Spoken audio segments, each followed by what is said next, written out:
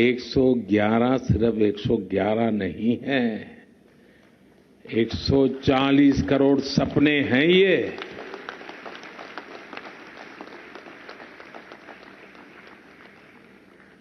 दो 2014 में Asian para games में भारत ने जितने मेडल जीते थे, ये उससे भी 3 गुना ज्यादा है।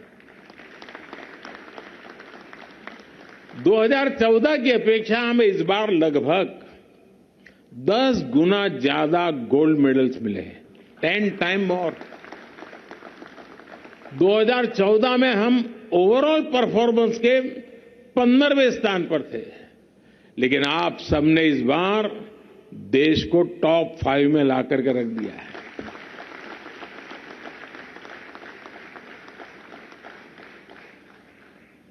देश पिछले 9 साल में इकोनॉमी में दुनिया में 10 पर से 5 पर पहुंचा,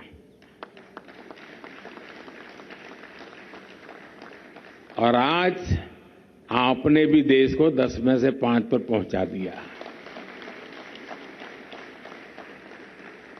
ये सब आपकी मेहनत का परिणाम है, और इसलिए आप सब बहुत बहुत बधाई के पात्र हैं। साथियों, बीते कुछ महीने भारत में खेलों के लिए बहुत ही अद्भुत रहे हैं, और उसमें आपकी सफलता ये सोने पर सुहागे की तरह है।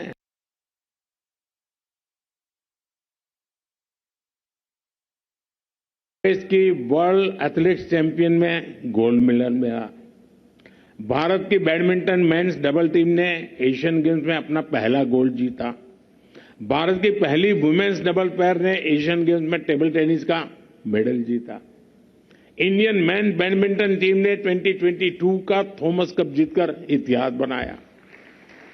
हमारे एथलीट्स ने एशियन गेम्स में इतिहास की सबसे बेहतरीन परफॉर्मेंस देते हुए 28 गोल्ड मेडल्स के साथ कुल 107 पदक जीते। अब आपने एशियन पैरा गेम्स के अब तक की सबसे अच्छी परफॉर्मेंस दी है। साथियों, आपके इस प्रदर्शन को देखकर सारा देश उत्साहित है। और मैं बताऊं साथियों, बाकी गेम्स में जब एक खिलाड़ी मेडल लेके आता है तो खेल की दुनिया और खिलाड़ी, नए खिलाड़ी, इस सबके लिए बड़ी प्रेरणा बनता है, उमंग का कारण बनता है।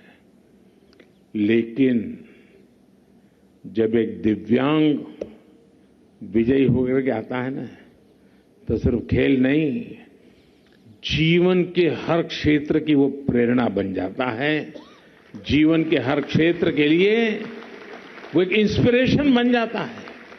निराशा की गर्त में डूबा हुआ कोई भी इंसान आपकी सफलता को देख करके खड़ा हो जाता है कि ईश्वर ने तो मुझे सब कुछ दिया है, हाथ, पैर, दिमाग, आंख सब दिया है, अरे ये कुछ कमी के बावजूद भी कमाल कर रहा है और मैं सोया पड़ा हूं। वो खड़ा हो जाता है। आपकी सफलता उसके लिए बहुत बड़ी प्रेरणा बन जाती है, और इसलिए आप जब सफल होते हैं, आपको जब कोई खेलते हुए देखता है, तो वो सिर्फ खेल के मैदान तक या खेल की दुनिया तक सीमित नहीं रहता है। जीवन के हर क्षेत्र में हर किसी के लिए वो प्रेरणा का कारण बन जाता है, और आपने वो काम कर रहे हैं दोस्तों।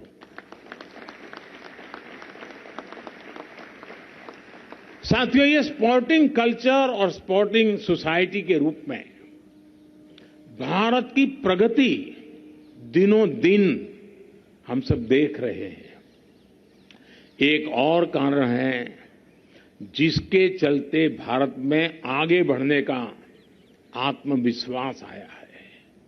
अब हम 2030 यूथ ओलंपिक और 2036 ओलंपिक गेम का आयोजन करने का प्रयास कर रहे हैं।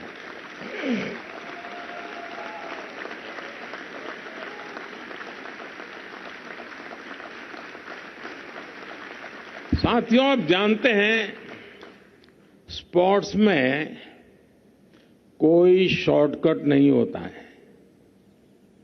स्पोर्ट्स पर्सन के हिस्से के में उसकी मेहनत, अगर आपको जो काम करना है कोई और नहीं कर सकता है, आपको ही करना पड़ता है। सारा परिश्रम स्पोर्ट्स की दुनिया में जो है उसको खुद को ही करना पड़ता है। कोई प्रॉक्सी नहीं होता है, खुद को ही करना पड़ता है। खिलाड़ियों को खेल का सारा प्रेशर खुद ही हैंडल करना पड़ता है। अपना धैर्य, अपना परिश्रम ही सबसे ज्यादा काम आता है। हर व्यक्ति खुद के सामर्थ्य से बहुत कुछ कर सकता है। जब उसे किसी का सहयोग मिल जाए तो उसकी शक्ति अनेक गुना बढ़ जाती है। परिवार, समाज, संस्थाएं और अन्य सपोर्टिंग इकोसिस्टम खिलाड़ियों को और नई ऊंचाई पर पहुंचने का हौसला देते हैं। ये सभी एक साथ होकर हमारे खिलाड़ियों का जितना ज्यादा साथ देंगे, उनके लिए वो उतना ही अच्छा होगा। आप परिवार को लें तो हमारे घर के लोग अपने बच्चों को खेलों के प्रति आगे बढ़ने के लिए और सपोर्ट दे रहे हैं। जब आप में से और लोग, जब शायद आपको थोड़ा मौका मिला होगा, घर से थोड़ा प्रोत्साहन मिलता होगा, लेकिन इसके पहले के लोग तो नहीं, तुझे चोट आ जाएगी, तुझे ये हो जाएगा, फिर कौन देखेगा, तुझे वहां कौन संभालेगा, नहीं जाना है, घर में रहो। बहुत उससे गुजर करके आए। आज मैं देख रहा हूं हर परिवार बच्चों को इस क्षेत्र में भी आगे जाने के लिए प्रोत्साहित कर रहा है। ये एक नया कल्चर देश में उभरना बहुत बड़ी बात है। समाज की बात हो तो लोगों में बड़ा बदलाव हुआ है।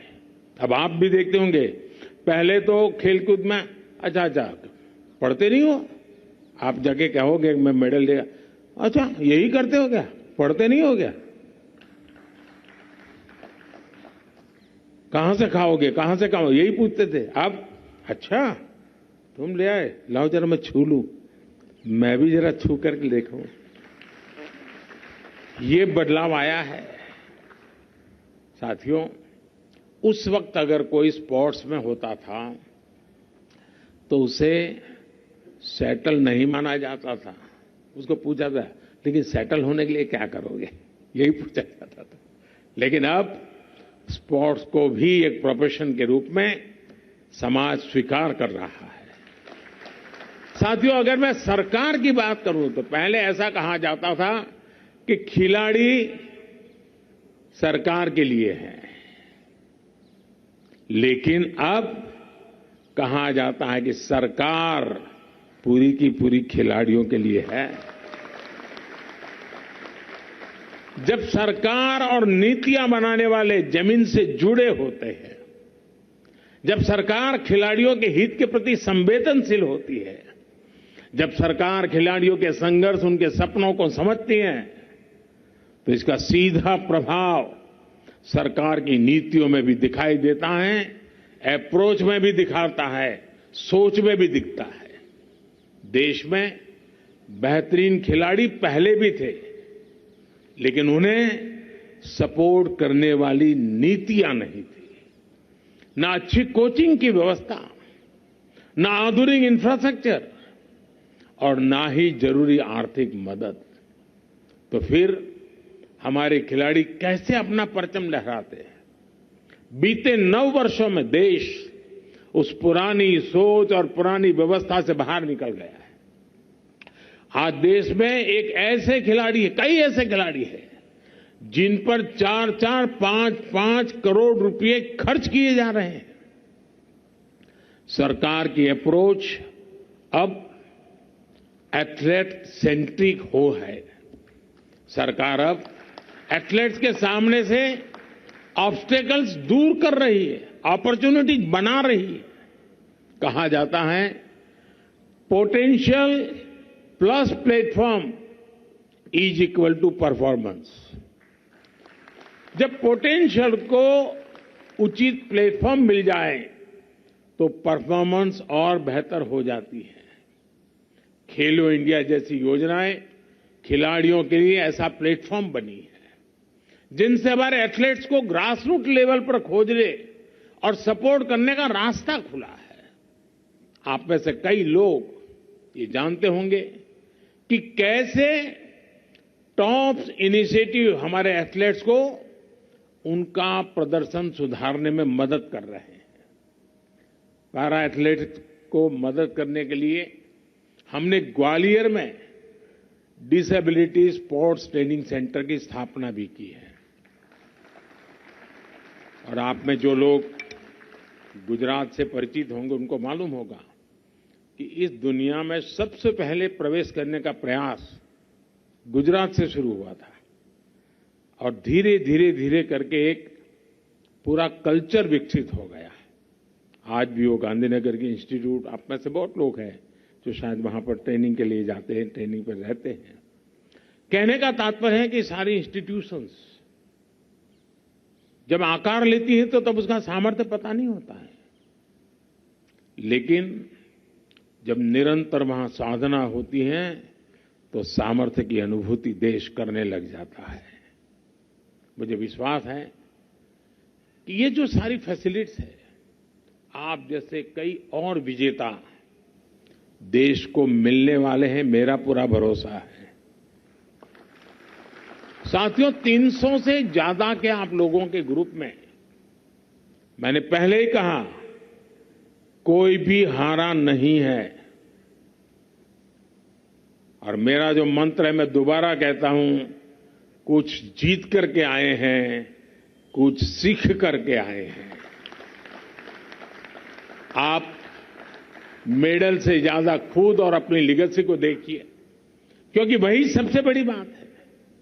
आपने जिन कठिनाइयों का सामना किया और जिस तरह उनसे उभरने के लिए अपनी शक्ति को परिचय दिया, वो ही इस देश के लिए आपका सर्वोच्च योगदान है।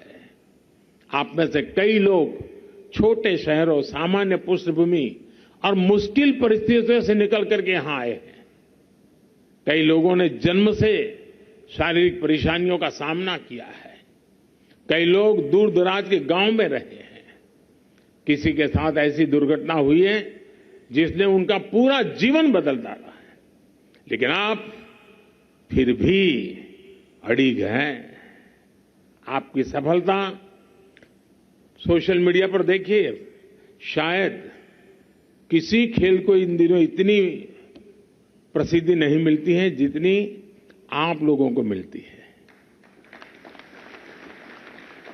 हर कोई खेल में कुछ समझ नहीं है, वो भी देख रहा है, ये बच्चा कर रहा है, इसके शरीर में तकलीफ है तो भी इतना बड़ा कर रहा है। देख रहे हैं लोग, उनके घरों में बच्चों को दिखाते हैं, देखो कैसे कर रहे हैं बच्चे। गांव के बेटे बेटियां, छोटे शहरों के लोग, आपके जीवन के किस्से आज स्कूल, कॉलेज, घर में, मैदान में, हर जगह पे चर्चा हो रही है। आपका संघर्ष और ये सफलता उनके मन में भी एक नया सपना बुन रही है। आज चाहे जो परिस्थितियां हो, लेकिन वो बहुत बड़ा सोच, बहुत बड़ी प्रेरणा पा रहा है। उनमें बड़ा बनने की लालसाएं पनप रही है। हर टूर्नामेंट में आपकी सहभागिता मानवीय सपनों की जीत है और यही आपकी सबसे बड़ी विरासत है।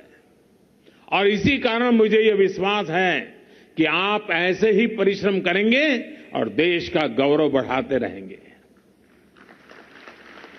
हमारी सरकार आपके साथ है, देश आपके साथ है। और साथियों, संकल्प का सामर्थ्य बहुत होता है। अगर आप मरी पड़ी सोच से चलते हैं ना, न दुनिया को चला सकते हैं, न ही आप कुछ सिद्धि प्राप्त कर सकते हैं। आपने बहुत लोग देखे होंगे, आप कहोगे भाई जरा यहाँ से रोहतक जाकर के आओ, तो 50 बार सोचेगा बस मिलेगी कि नहीं मिलेगी, ट्रेन मिलेगी कि नहीं मिलेगी, कैसे जाऊंगा, क्या करूंगा। और कुछ लोग अच्छा रोहतक जाना है, ठीक है मैं शाम को जाकर के आ जाता हूं। सोचता ही नहीं, वो हिम्मत करता है। सोचने का ताकत होती है।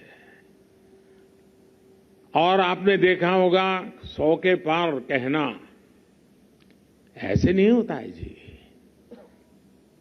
एक लंबी सोच भी होती है, पूरा परिश्रम का रिकॉर्ड भी होता है, और फिर आत्मविश्वास भर करके संकल्प के साथ निकल पड़ते हैं इस बार 100 के पार, और फिर 101 पर नहीं रुकते, 111 करके आ जाते हैं। आज जब मैं कहता हूं साथियों, ये मेरा ट्रैक रिकॉर्ड है, और इसलिए मैं कहता हूं कि हम ही हैं जो 10 नंबर की इकोनॉमी से 5 पर पहुंचे, और डंके की चोट पर कहता हूं इसी दशक में 3 पर पहुंच के रहेंगे।